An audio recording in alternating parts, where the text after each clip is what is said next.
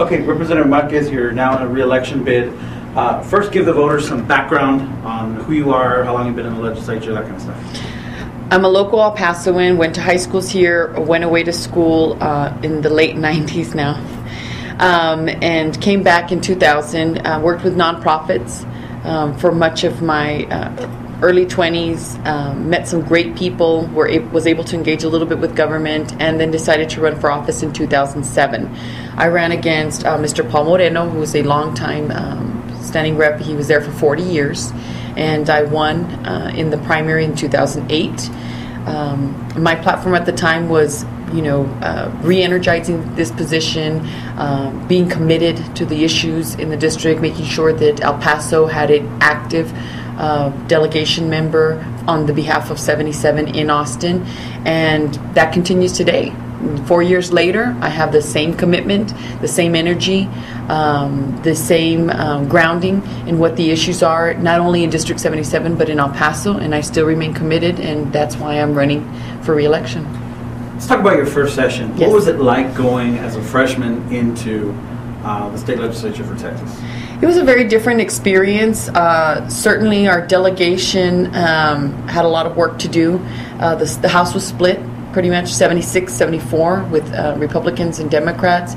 It was, which was good, in the sense for a freshman, for a novice to come in and have to be able to build those relationships.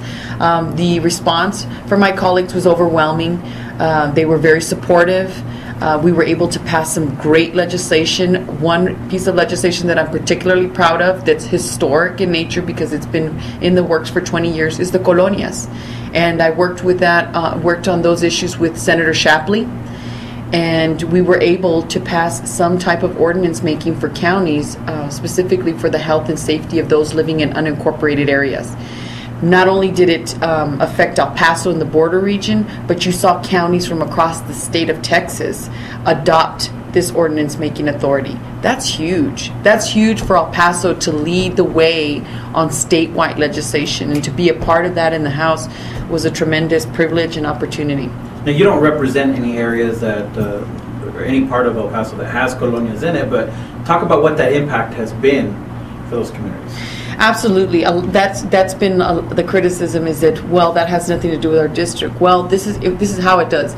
All of us are local taxpayers. I've been a homeowner since 2004. And I pay, our taxes, a portion of it goes to the county. Well, the county ultimately is responsible for those unincorporated areas. So yes, we are paying for those areas that are underdeveloped when they don't have proper sewage and proper electricity put in. That's a burden on the county. And as a taxpayer, yes, it does affect me. So the other thing is also beautifying our community. Everybody talks about recruiting different businesses, recruiting professionals. That's a part of it. If we have these areas that are so severely underdeveloped, we've had serious, health concerns from the last century. Cholera, hepatitis, and we're not addressing those issues effectively. Yeah, absolutely, it's an issue that we need to address, and it does affect my district. Have the folks that live in the colonias seen the impact of that legislation yet, and to what degree? That'd be a better question for the county, because ultimately at the state we support. I don't want to come in and oversee and micromanage. I think our county commissioners court does an excellent job of keeping on tabs with those issues every week. I will say that yes, in my conversations with the Commissioners Court and with our county judge, there has been significant improvement, not only here in El Paso, but in other areas of the state. And we see that in the interim hearings that we have as county affairs. I'm the vice chair now of county affairs. And so yes, we have seen a significant impact. We have seen good come out of this legislation. Is it perfect? Do we need to build on it? Yes. We do need to build on it, and we did this past session. Jose Rodriguez and I, who was a county attorney for many years, very familiar with this issue, actually filed another bill to help build on that ordinance making authority and address the needs that we see now. And how many members of the legislature, Democrats are obviously in the super minority right now in the legislature. Yes. How many other Democratic members of the House are in leadership positions right now in this legislature?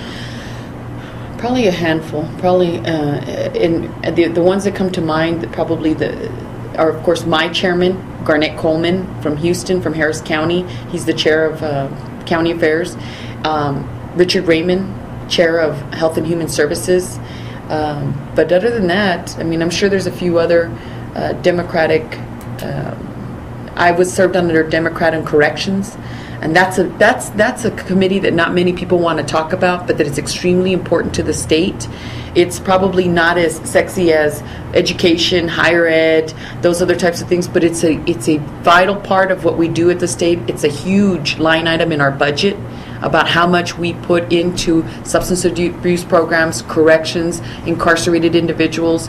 And that was, I served under a Democrat in my 81st and then under a Republican in my 82nd. But I mean, those are just a few, but a handful of Democratic, and largely on seniority and their familiarity with those issues. So with the rest of the delegation, I think Representative Pickett also is in? Yes, he's the chairman, Defense and Veterans Affairs, which makes a lot of sense since, we have Fort Bliss here located in El Paso, and which is the largest now. Does our Republican member of the delegation have a leadership position? I know he was just a freshman in this last term, but did he sit on as a chair, vice chair, any committee? No, he did not sit on, but he was on very important committees, and that was Land and Resource Management and Appropriations. Naomi Gonzalez, Representative Gonzalez, also sat on Health and Human Services and Ways and Means, where all the taxing legislation comes through. Huge assignments for a freshman. I think overall, the delegation did extremely well. After your first session, looking back, what do you think you learned the most in that first session? How much potential we have. El Paso, people started paying attention to El Paso. I mean, that ethics commission that we passed, certainly the Colonia, they knew that we were here to work. The overall sentiment was, it seems like El Paso's moving forward. They want to be engaged in state issues. So I guess, being taken, the spotlight now is on El Paso again. And with that, there's a tremendous amount of pressure.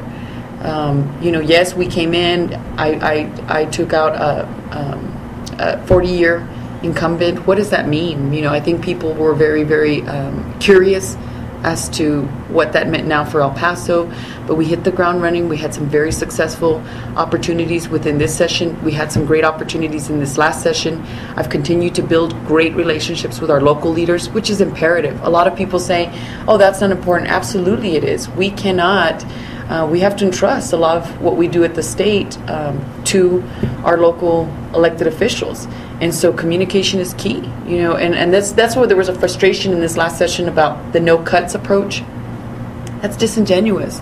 I mean, ultimately these services need to continue in our communities, and where does that put the burden, shift the burden? To the local taxpayers. And I thought Judge Escobar did a great job of communicating that throughout the session. This no cuts approach is just speak. I mean, it's just lip service. It's not necessarily what the issue is going to be when it comes down to it, and we're having to pass our local budgets and still provide the services that we have been to our community. What was that learning curve like in that freshman session? It was, I'm trying to remember back, it was interesting. I mean, I've really learned a lot about the process, a lot about killing pills, and just the strategy, and I have to say, I mean, it was extremely interesting, but it was a good opportunity. I had legislation that wasn't just cake. I mean, that hey, this makes sense. This is common sense legislation. I also filed legislation in the Corrections Committee having to do with pregnant inmates, and whether or not that the TDCJ can restrain a woman, even though she's incarcerated. It's restrain a woman during labor. I mean, very common sense type of legislation. Mm-hmm. But seeing it work through the process and seeing why people don't agree with it or may not be able to vote for it was eye-opening. And making that argument, and it all comes down to those relationships that you have with individual. I mean, you really literally have to go up to your colleague and say, why is it that you're not supporting this? Well, if it's going to cost, if it's this, and addressing those issues, knowing your legislation is a good piece of legislation, and kind of mounting that support for it. It was okay. I won't say that it was extremely difficult, but it was eye-opening. Did you learn anything from that freshman session that you were able to pass on to Representative Gonzalez in her freshman session? You need your colleagues. Absolutely. It doesn't matter how novel the ideas and how great it is for the state of Texas. You need your colleagues, and you need to build good relationships with everyone on both sides of the aisle. You never know who you're going to need at that last minute for that particular vote or for that push through committee. That's what I shared with her, is that get to know everyone, go to as many receptions, go to as many functions as you can, get to know people on a personal level so that people know that you mean business, that you're committed to what you're doing, and that they can support you.